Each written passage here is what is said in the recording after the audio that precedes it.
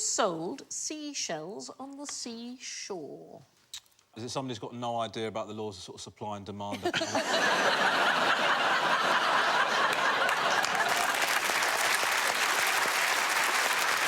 Interestingly, there were plenty of seashells and lots of people who wanted to buy them. So who... The answer is she, isn't it?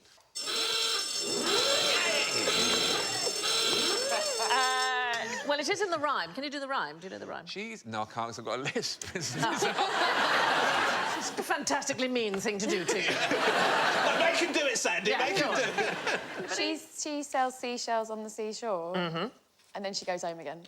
Don't know the second bit. The shells she sells are seashells, I'm sure. For if she sells seashells on the seashore, then I'm sure she sells seashore shells. Is the full rhyme.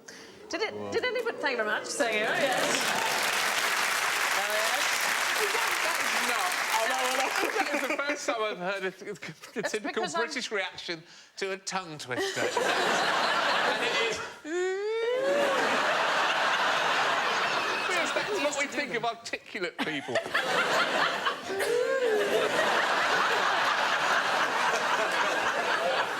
I didn't know we had that in our makeup.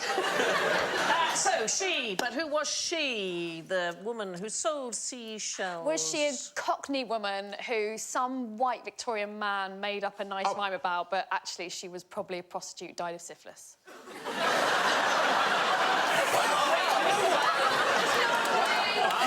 That turned Dickens, right? I wonder why they didn't include that bit in the rhyme. And then she got syphilis. It's a dark place your head is. Yeah. It was an actual woman. She worked Lyme Regis. Have you had that seizure? Do you want me to get somebody? Or... No, it's the Dorset lady... Bless you. The Dorset... we're a caring, sharing show. It was the Dorset lady... Killer! Look at the weapon! There she is. Found the first dinosaur in the UK, didn't she? The first whole... She was the inspiration for the tongue twister. She's a Victorian fossil hunter called Mary Anning. Oh, Mary Anning. Fossil hunter. She's all over the Natural History Museum. Yeah, all over the Natural History Museum, and she's an incredible woman. She was very brave, because actually it's very dangerous. That is a picture of her with her dog, Trey. She's about to kill it and put it in that bag. Well, I can't tell if the dog's already... It's a mega fossil!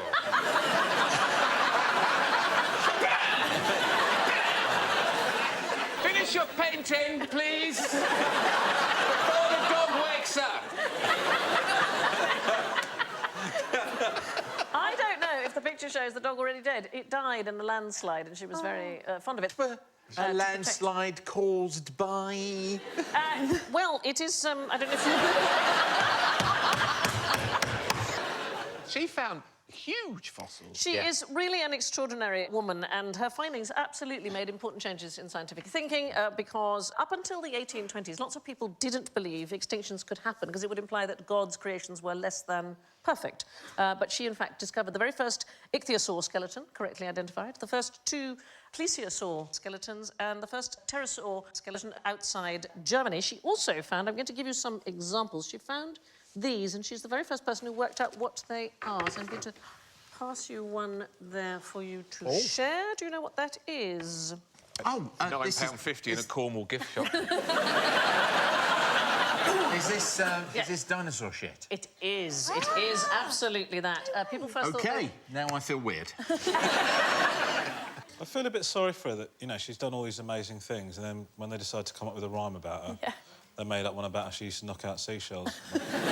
Well, here's the thing, that's how she made a living, because she was very poor. Her father was a cabinet maker. He died when she was 11, and so she had to make a living. And actually, people selling fossils has been a big thing on the Lyme Regis coast. She did start finding them when she was 12 or 13, didn't she? Yeah, she could sell them to tourists. It was one of the very first. So your £9.50 for a coprolite is probably about right.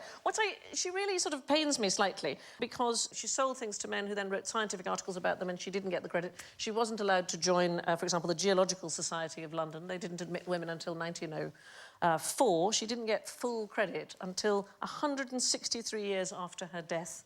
The Royal Society included Anning in a list of the 10 British women who have most influenced the history of science. But was she not allowed to join the society because she was a woman or because she killed that dog? Thank you for watching. Do remember to subscribe to the QI channel and click here to watch more videos.